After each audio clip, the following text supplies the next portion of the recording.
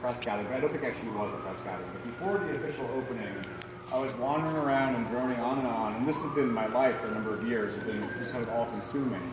And like a proud father, we've done this, and all the details, like the wonderful earthen mound that the ozukuri goes on, and the sekidai. We actually built our own sekidai using as a model something that we had been given generously by Shinjuku Join, and so on and so forth. And so we're looking at the ozukuri. There were 3 in the Uwaya, which is the shelter, another story. And we're looking at them from the front. And from the front, it looks like 500 chrysanthemums, 372, how many are on the plant itself. So I was explaining to this assembled group, no, this is one plant grown from a single cutting over 11 months, and pinched and tied and pinched and tied and trained. And there were 2 people over who whispered loud enough so I could hear, that's just horticultural bullshit. No.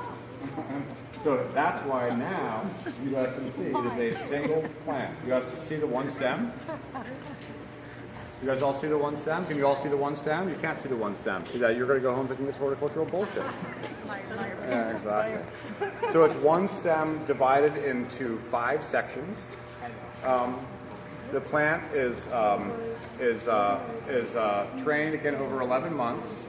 It grows in relatively low light conditions, which allows the plant to stretch out, which makes each limb, each branch, a little bit more pliable. Relatively early on in its life, the 5 strongest branches are selected. The rest are pruned off, and those 5 branches represent 5 sectors of the plant: 2 in the back, 2 in the front, 1 in the middle. If you look closely, and you can actually see it a little bit more easily from the front, there are understudies. So because you have to handle this thing a lot to get it what it is, and move it around, there is some risk that one of the flowers might break off. You can imagine what that would do to the overall final impact. So the understudies are stored. Extra flowers are kept kind of within the plant with the hope that if something did go horribly wrong, you'd be able to weave it back up into its original position. Again, a cutting about the size of my pinky to start off with. It grows, and it's actually grown upwards in lone lights. Just imagine it like a series of hoops. So the plant is growing very tall and very kind of live, very limp. And then ultimately, starting in the late summer, it's trained into the form using the frame is constructed around the plant. The frame is constructed based on. It's not even an estimate. It's a very strong idea of exactly how many flowers. And you know how many flowers in this one? A little bit over 200. Yeah, 200 plus. So this is a relatively small one compared to ones that we built over the years. But you know that. You basically are able to count the nodes and estimate very closely to the actual number how many flowers. And then you build the frame to that number. And you pinch, more here than going up. Yeah, you pinch. So then you're also, it's a living thing, right? So you're responding to what's happening, and none of you want to hear about this past summer. But this past summer was a very difficult summer for growing plants of any kind, and these plants were grown inside under glass. So most of them are. The kindergarten are grown outside, but this is grown inside under glass, and it's very hot, very dry, and very stressed. So the plant might not grow as well as it might have in a cooler, moisture year. It won't get as big. It's a little bit more stressed all the time. So that's the open floor. How many are grown inside versus outside? The kengai are mostly grown outside. Mostly everything else is grown.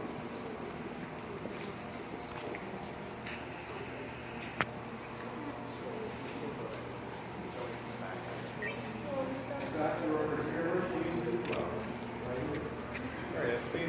Would you mind saying everything? About 30 years. But in any event, about 2 years ago or 3 years ago, Yuki, who's over there and was the genius behind all of this, challenged me to do KIKU bonsai, and I said, yes, I know it can be done. I've never done it.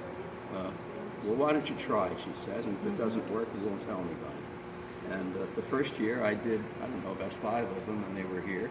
Last year I did about 30, and they were in Nolan, where we had the exhibition. And Fran said, for this year, we want you to do more. So this is what happened. Now, what we do is we take an ordinary chrysanthemum, just kind of little seedling about like that, and then we begin to do things to it to make it look like a tree. One of the things we do is we take off the side branches. And when you take off the side branches and the leaves, the stems get gnarled, like that one up there, and they look old.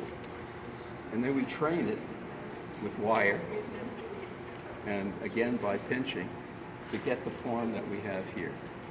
And the pinching is what's critical. This was pinched properly, so you have short stems with one bud on the end of each stem. This was not pinched properly, and so what you have are these long stems with the internodes being spaced out. You don't want that, but we use this anyway for, I guess, to explain this. But they're treated in the same way we would treat traditional bonsai. You pinch them, you wire them, you force them to do things that they don't want to do naturally, and you prune the roots and whatever. They started out in little 2-inch pots, then 4-inch pots, then 6-inch pot. We grew them in the 6-inch pot while we were working on them, and then we took them out of the 6-inch pots and we put them here. These are several different styles. This is what we call forest style. Groups of trees. That's a forest style. That one in there would be too. Several trees, as you would see the trees growing in nature. Then we have the cascade style, which is this one, where it's growing on the edge of a cliff or over the edge of a pond or something, and it's drooping over. And we wire it to do it, to make it look like that. And there's another cascade up there. This is a slab planting. This is just a stone slab. There's nothing under it except soil, and this rim around here is made with a substance we call muck. It's a kind of mud. We put the plants in, we surround them with muck, we put soil in, muck over the soil, and then cover it with moss. Not unlike the two big plants you see growing outside. There's two, one's a maple and the other's, I think, is alcova. This is not traditional because we're used to spruce here. Normally in the KIKU bonsai, you just use KIKU. You don't mix it with anything else. Now, we did another violation here. In this stone, we had this little pocket. This is a piece of volcanic rock. I carved this to make it look like a mountain. And we had this little pocket here, and we wanted to put something in there. Now, what are we going to put in there? Which is untraditional to begin with.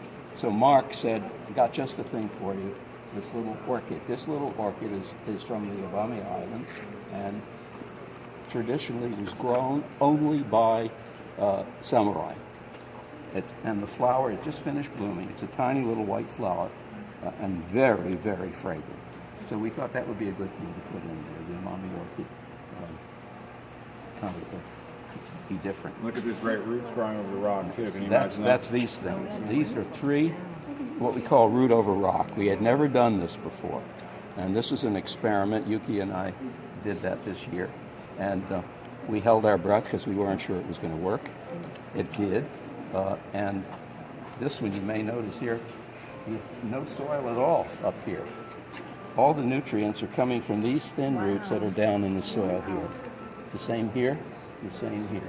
And again, there's no soil here. When we took it, we grew it in a long tube. And when we took it out of the tube, we washed the roots and then spread the roots on these rocks, okay? And then we put soil around the base of these. The roots are only about that long. We put soil there, then wrapped it in sphagnum moss, and then wrapped that in plastic. The purpose was to encourage these roots to grow even longer so that they would get into the soil here that nourished them.